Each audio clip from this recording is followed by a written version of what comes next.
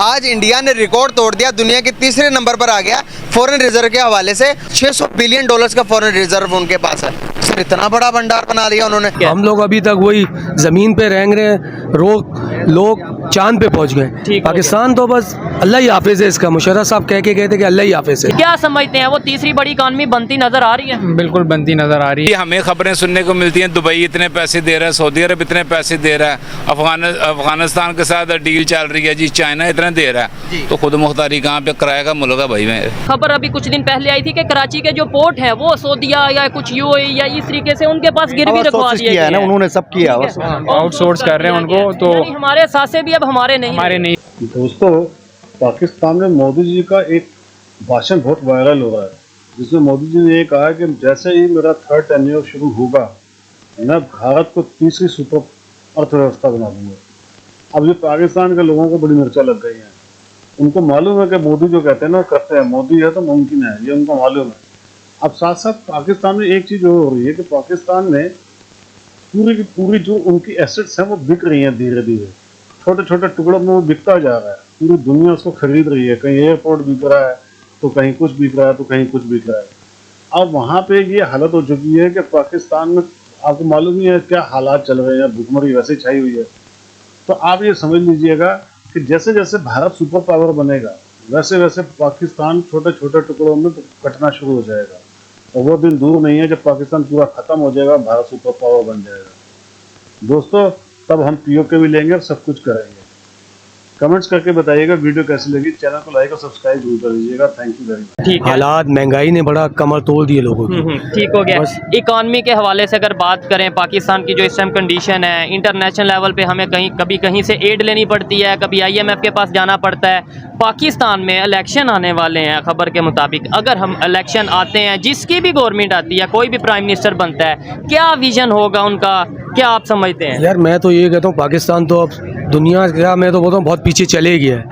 जहाँ देखो, बांग्लादेश को देखो, अफगानिस्तान को देखो, बैंकॉक, सिंगापुर, कहाँ पहुँच गए। ठीक है, हम लोग अभी तक वही ज़मीन पे रह रहे हैं, लोग चांद पे पहुँच गए। पाकिस्तान तो बस अल्लाह ही हाफिज है इसका। मुशर्रफ साहब कह के कहते कि अल्लाह ही हाफिज है। आगे स्वाद। आज इंडिया ने रिकॉर्ड तोड़ दिया, दुनिया के तीसरे नंबर पर आ गया फॉरेन रिजर्व के हवाले से। $600 बिलियन का फॉरेन रिजर्व उनके पास है। सर इतना बड़ा भंडार बना लिया उन्होंने, कैसे सर? बात यह है कि इस मुमलकत खुदादाद पाकिस्तान में नेशनल अप्रोच कौमी जुर्म है। कोई बंदा इस मुल्क के लिए काम करे या अपने अदारे के लिए काम करे, वो इबरत का निशान बन जाता है। नेशनलिज्म इधर पनपने ही नहीं दिया जाता। जिस तरह जी हमें खबरें सुनने को मिलती हैं दुबई इतने पैसे दे रहा है, सऊदी अरब इतने पैसे दे रहा है, अफगानिस्तान के साथ डील चल रही है जी, चाइना इतना दे रहा है, तो खुद मुख्तारी कहाँ पे किराए का मुल्क है भाई। में और जिस मुल्क के पास अपने रेवेन्यू एक दिन का नहीं हिसाब दे सकते कि कितना है, हमें ये डराते हैं जी डॉलर ऊपर निकल गया, ये इधर निकल गया, वो उधर निकल गया। ये खुद तो मेरा भाई कहीं नहीं ना निकले। माफिया इनको कहते हैं जो किसी को जवाबदेह नहीं होते और आपस में सलाह मशवरा करके जो है वो चलते हैं। जिस तरह हमारी अपनी लीडरशिप है, जाली वकला जो हैं, जो फेक डिग्री होल्डर हैं, they have been protected by the settled groups, और उनको जब कोई पूछ नहीं सकता, हम डिग्री लेके खजल हो रहे होते हैं। 20-20 साल हो गया मैं वकालत में। ये मुल्क 71 में टूटा था और मुस्तकबिल करीब में भी अगर यही पैटर्न रहा तो ज़ाहिर बात, अगर मैं नशा शुरू कर दूंगा 1.5-2 साल बाद फुटपाथ पे पढ़ाऊँगा, तो इसी तरह जब इस मुल्क में नेशनल अप्रोच नहीं आएगी तो बर्बादी तो लाजम है। जितने मर्जी कलमे पढ़ लें तो ये जितनी मर्जी तस्बीहां पढ़ लें, अल्हम्दुलिल्लाह, अस्तगफिरुल्लाह, सुबहानल्लाह, जज़ाकल्लाह, माशाल्लाह, नमाज रोज़े हज ज़कात, मगर अगर इनका तर्ज अमल मनफी है तो बेड़ा घर की होगा।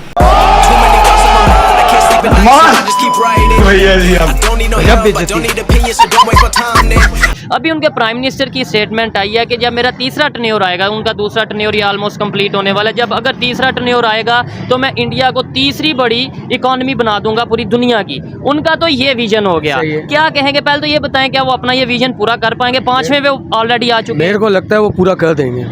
इसलिए वहाँ की हुकूमत उनके साथ अपने लोगों का बड़ी सेंसर है। क्या समझते हैं वो तीसरी बड़ी इकॉनमी बनती नजर आ रही है? बिल्कुल बनती नज़र आ रही है। इन्होंने जो बात की थी ना, पहले भी इन्होंने बात की कि यार वो सिंसियर हैं, उनकी आवाम भी सिंसियर है गवर्नमेंट के साथ, इसीलिए सब चीज़ आपके सामने। सबसे बड़ी आईटी की एक्सपोर्ट जो है वो इंडिया करता है बिल्कुल करता है। पूरी दुनिया में, ठीक है। और सबसे बड़ी अर्निंग उनकी है ही आईटी की वजह से।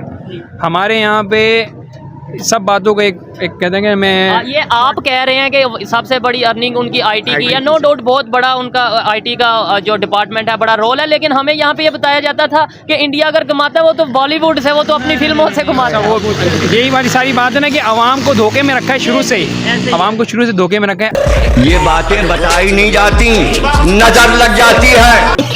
ठीक है। दूसरा, इस 15 महीने में कोई मेरे ख्याल से 7 लाख के करीब प्रोफेशनल्स जो हैं वो मुल्क छोड़ के चले गए। उसके अंदर इंजीनियर्स, डॉक्टर्स, हर डिफरेंट शोबे से ताल्लुक़ रखने वाले सब पाकिस्तान छोड़ के चले गए। हम तो डेली बेस पे पब्लिक ओपिनियन लेते हैं यूथ से, जब भी हम बात करते हैं स्टूडेंट से, जब भी बात करते हैं 90% स्टूडेंट ऑलमोस्ट यही कहते हैं कि भाई हम तो बाहर जाने का सोच रहे हैं, हम तो अप्लाई कर चुके हैं। तो अगर यही कंडीशन रही तो आने वाला टाइम तो बहुत मुश्किल होगा पाकिस्तान के लिए। जितने भी है, मैंने तकरीबन जो भी मुझे मिलता है दोस्त या कोई, वो यही कहते हैं कि मुझे पाकिस्तान से बाहर जाना है। और हकीकत है, जिसको बस यहाँ कुछ है ही नहीं, बचा ही नहीं, क्या करें हम। ठीक है। गुर्बत ने मार दिया है, महंगाई ने मार दिया है, बस एक अल्लाह के आसरे पे जी रहे हैं। और बड़ी टेंशन वाली बात यह है कि इस टाइम हम कराची में मौजूद हैं और खबर अभी कुछ दिन पहले आई थी कि कराची के जो पोर्ट हैं वो सऊदीया या कुछ यूएई या इस तरीके से उनके पास गिरवी रखवा दिया गया है। उन्होंने सब किया आउटसोर्स कर रहे हैं उनको, तो यानी हमारे साथ से भी अब हमारे नहीं रहे।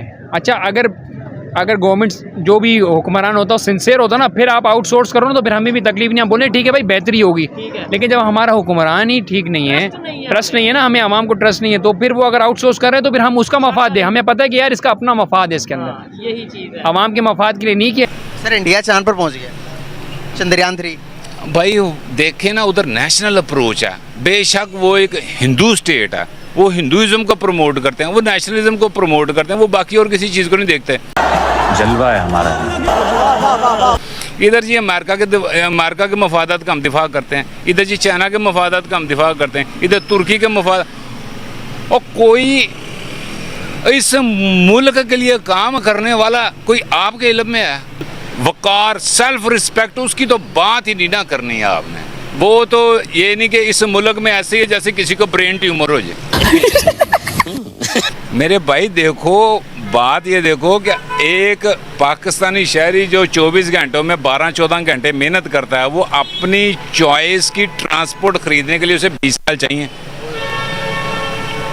इधर बुनियादी ज़रूरियात ज़िंदगी को आसाइशों में और लग्जरी आइटम्स में डाल दिया गया, और जिनकी वजह से इस पूरी कौम इस वेलने में रगड़ी जा रही है। दोस्तों, अगर आप डेस्टिनी को मानते हैं तो मेरी एक बात याद रख लीजिएगा, ये कंफर्म है, भारत की जैसे डेस्टिनी है ना कि भारत में विश्व गुरु बनना है, पाकिस्तान की जो डेस्टिनी है वो उसमें लाख चेला बनना है। जैसे भारत के आगे सब गुरु समझकर भारत को नतमस्तक होंगे ना, भारत के आगे झुकेंगे, प्रणाम करेंगे, वैसे पाकिस्तान को सब चेला समझकर लात मारेंगे, क्योंकि इनके नसीब में यही लिखा है, ये इनकी नियति है, ये होना ही होना है। ये ऐसा हो ही नहीं सकता कि ऐसा ना हो, क्योंकि इन्होंने अपने देश को देश नहीं समझा, एक औरत समझा और उसके कपड़े फाड़े हैं। दोस्तों, वीडियो कैसी लगी है प्लीज़ कमेंट्स करके जरूर बता दीजिएगा। चैनल को लाइक और सब्सक्राइब कर लीजिएगा। Thank you very much.